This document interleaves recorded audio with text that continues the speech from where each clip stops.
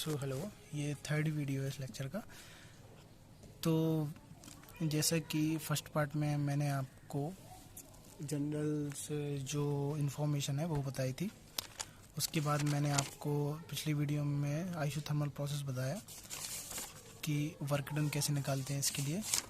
अब हम बात करेंगे पॉलीट्रॉपिक प्रोसेस की। तो पॉलीट्रॉपिक प्रोसेस में जो कंडीशन है वो ये अप्लाई होती है कि P v⁴n is equal to होता है कांस्टेंट। ये आपको याद रखना है। P अब n की वैल्यू जो होती है वो 0 से 1.4 के बीच वेरी करती है। ठीक है, अब हमने क्या किया इसमें, सेम जैसे हमने आइसोथर्मल में किया था सेम इसमें हमने एक ये ड्रॉ कर लिया। यहाँ से उठा के यहाँ से देखिए ये किसके लिए है, पॉलीट्रॉपिक प्रोसेस के लिए ABCD। ठीक है, तो यही हमने यहाँ पर ABCD, ठीक है, ये कर लिया। अब हम इसको वर्क डन कैसे निकालेंगे। वर्क डन निकालने के लिए हमें, जैसा कि हमने पहले वीडियो में किया था, A' D C plus area C B' minus area A' तो यहाँ पर हमने सबको लिख लिया। अब फिर से यही चीज़ ये होगी, ये रेक्टेंगुलर हो गया। रेक्टेंगुलर में क्या होता है, एरिया क्या होता है रेक्टेंगुलर का, लेंथ इंटू ब्रेड्थ। तो ये हो गया लेंथ है एक P2 और यहाँ से यहाँ तक V2 हो गया, तो P2 V2 हो गया। ये जो अब जो पॉलीट्रॉपिक प्रोसेस होती है उसके लिए जो वर्क डन होता है वो P2 V2 minus P1 V1 upon n minus 1 होता है, जो कि हम आपको बताएंगे कहाँ से आया।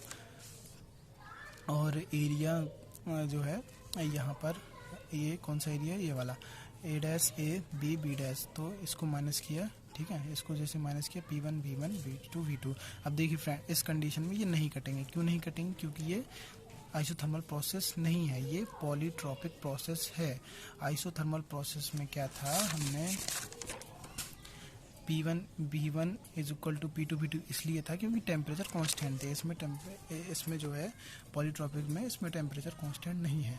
तो इसको हम सॉल्व कर दे। तो पहले हम देखते हैं कि ये P2 V2 minus P1 V1 upon n minus 1 ये आया कहाँ से।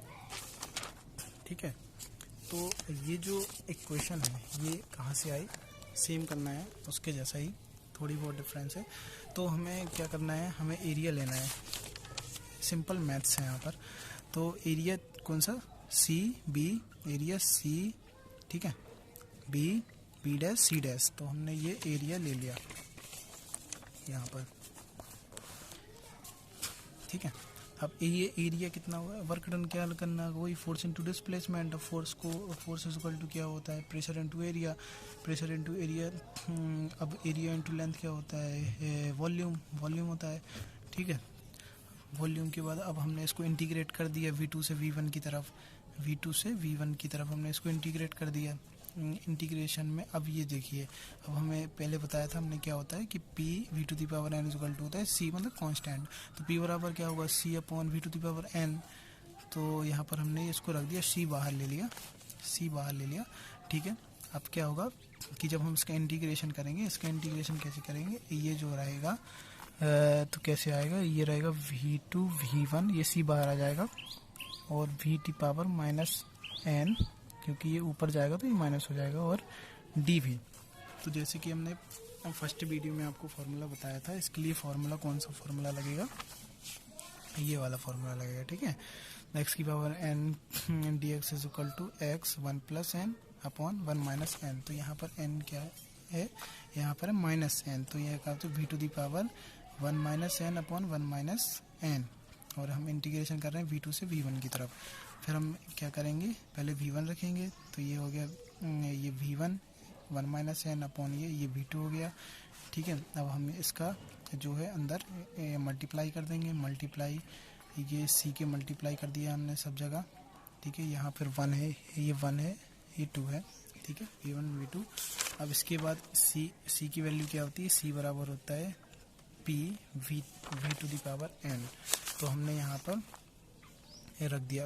अब मैं 1 V1 क्यों रखा, क्योंकि यहाँ पर 1 है। ठीक है, तो जो जहाँ पे जो है वो रखना है। जैसे V1 है यहाँ पर, तो यहाँ पर हो जाएगा आपका P1 V1 की पावर n, ठीक, और यहाँ पर हो जाएगा P2 V2 की पावर n V2। अब क्या होगा, ये वाला जो है इससे ये वाले पावर से वाली पावर कैंसिल आउट हो जाएगी, तो सिंपल आएगा P1 V1 minus P2 V2 upon 1 minus n।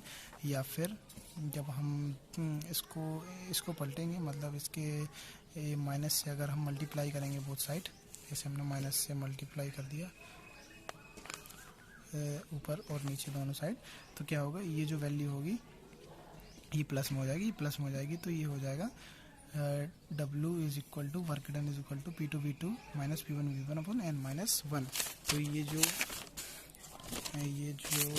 हमारी वैल्यू है ये वाली, ये यहीं से आई है, ठीक है। तो अब इसको हम नॉर्मली मैथमेटिक्स से तो सॉल्व करेंगे, तो हम इससे इंटू करेंगे, इसको इससे इंटू करेंगे, इसको इनसे इंटू करेंगे, तो ये इक्वेशन मिलेगी। इस इक्वेशन के बाद क्या करना है, इस इक्वेशन n से इसका अंदर मल्टीप्लाई कर देना है, इसका इसमें मल्टीप्लाई कर देना है, इसका इसमें मल्टीप्लाई, ये सेम रहेगा, इसका n में मल्टीप्लाई, इसका 1 में मल्टीप्लाई, तो ये जाके ये इक्वेशन मिलेगी। अब ये इक्वेशन मिलने के बाद हम देखेंगे, अरे P2 V2 और P1 V1 तो कैंसिल आउट हो रहे हैं, तो हम कैंसिल आउट कर देंगे, तो बचेगा क्या हमारे पास बचेगा n P2 V2 minus n P1 V1। तो n यहाँ से हम जो है कॉमन ले लेंगे, तो बाहर निकालेंगे, फिर हमारे पास पावर बचेगा P2 V2 minus P1 V1। अब जैसे हम P1 V1 यहाँ पे जो है वो लेंगे, कॉमन लेंगे। अब लेना क्यों, लेना इसलिए है क्योंकि इसको पॉलीट्रॉपिक प्रोसेस में कन्वर्ट करना है, ठीक है, n इसलिए टोटल। अगर आपके पास देखिए, अगर आपके पास न्यूमेरिकल्स में ये प्रॉब्लम दिया गया P2 V2 P1 V1 सब कुछ दिया गया है, तो इसी में रखिए, आप इसको मत सॉल्व कीजिए, ठीक है। और अगर नहीं दिया गया है तो उसके लिए आगे की जो प्रोसेस है वो फॉलो करना है। बाकी तो वर्क डन जो है वो ये निकल आया, ठीक है। फिर आप पे डिपेंड है कि आपके जो न्यूमेरिकल्स में कौन सी वैल्यू दी गई है, तो आगे भी सिंपल है, ठीक है। तो हमने इसको P1 V1 जो है कॉमन ले लिया, तो ये P2 V2 P1 V1 minus 1। तो we know that for the polytropic process के लिए क्या होता है P1 V1। अब देखिए उसमें क्या होता था, P1 V1 is equal to P2 V2, ठीक है, टेम्परेचर कांस्टेंट था। लेकिन इसी पॉलीट्रॉपिक प्रोसेस, तो यहाँ V के ऊपर n की पावर लगी रहेगी, ठीक है। अब क्या होगा कि जो P1 V1 की power n is equal to P2 V2 की पावर n। तो अगर हम यहाँ से निकालेंगे कि V1 अपॉन V2, हमें क्या करना है, हमें इसकी वैल्यू निकालना है V2 अपॉन V1 की, ठीक है।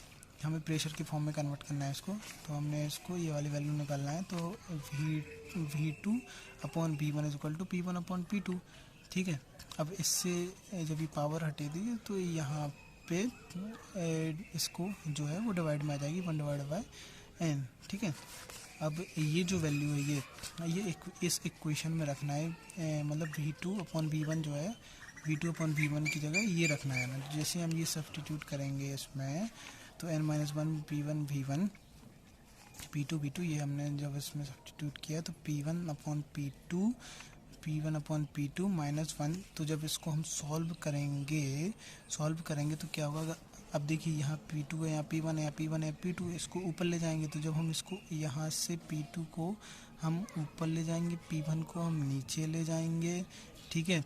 तो क्या होगा कि यहाँ पर माइनस साइन आ जाएगा। कैसे कि जैसे मान लीजिए अगर 1 डिवाइडेड बाई 2 की पावर 2 होती है, तो हम क्या करते हैं, जैसे कुछ नहीं होता है, मान लीजिए कुछ है ही नहीं, 1 पावर है, ठीक है। तो जब हम इसको ऊपर ले जाते हैं तो ये क्या हो जाता है, इस तरीके से होता है -1। तो सेम चीज़ है, ये -1 हो जाता है, ठीक है। अब फिर हम इसको जब सॉल्व करते हैं, फिर ये जो होता है कि जो पावर होती है वो प्लस हो जाती है, तो सेम पावर ये प्लस हो गई, तो प्लस होने के बाद ये बना, ये हमारी इक्वेशन बनी, ठीक है। इसको आगे सॉल्व करेंगे, इसको आगे सॉल्व करने के बाद वही चीज़, ये P1 V1 is equal to क्या होता है, PV is equal to nRT। तो अगर 1 है तो T टेम्परेचर रहेगा, उसकी वैल्यू 1 रहेगी, तो n upon n minus 1 mRT1, ये सेम जैसा कि है वैसा ही लिखा रहने दीजिए, ठीक है। तो ये जो हमारी है इक्वेशन बन गई है। तो अगर हमारा हमें ये T1 की वैल्यू दी हो, P2 की वैल्यू दी हो, P1 की वैल्यू दी हो, तो हम वर्क डन निकाल सकते हैं, ठीक है। लेकिन अगर अब क्या हो कि अगर T2 की वैल्यू दी हो, मतलब जो है हमारे में सिर्फ T2 और T1 की वैल्यू दी हो, तो इस कंडीशन में कैसे निकालें? तो हम क्या करेंगे, पहले हमने क्या किया था, पहले हमने इसमें क्या किया था, पहले हमने P1 अपॉन P मतलब V2 अपॉन V1, जो पहले यहाँ देख लीजिए, सॉरी, पहले हमने क्या किया था, यहाँ पे V1 को कॉमन ले लिया था, तो एक हमारी जो इक्वेशन बनी थी वो ये बनी थी। अब हम क्या करेंगे कि P2 V2 को हम कॉमन ले लेंगे। अब जैसे ही हम P2 V2 को कॉमन लेंगे यहाँ से, तो एक और इक्वेशन बनेगी, तो V1 अपॉन V2 क्या होता है यहाँ से, V1 अपॉन V2। देखिए यहाँ पर अगर अब ये उल्टा है, अगर मैं इसको V1 कर दूँ और इसको नीचे V2 कर दूं तो ये भी उलट जाएगा, तो यहाँ हो जाएगा P2 अपॉन P1 की पावर n-1, ठीक है। तो P1 अपॉन P2 की पावर n अपॉन 1, ठीक है। अब यहाँ पे इसको जैसे ही सॉल्व करेंगे तो यहाँ पे ये वर्क डन की इक्वेशन बनेगी, और अगर P2 V2 is equal to होता है MRT2, तो MRT2 रखा हमने, तो ये जो इक्वेशन वर्क डन आएगा पॉलीट्रॉपिक प्रोसेस के लिए वो रहेगा n upon n-1 MRT2 minus T1। तो ये जो है ये किसके लिए वर्क डन रहेगा, ये वर्क डन रहेगा पॉलीट्रॉपिक प्रोसेस के लिए, ठीक है फ्रेंड्स।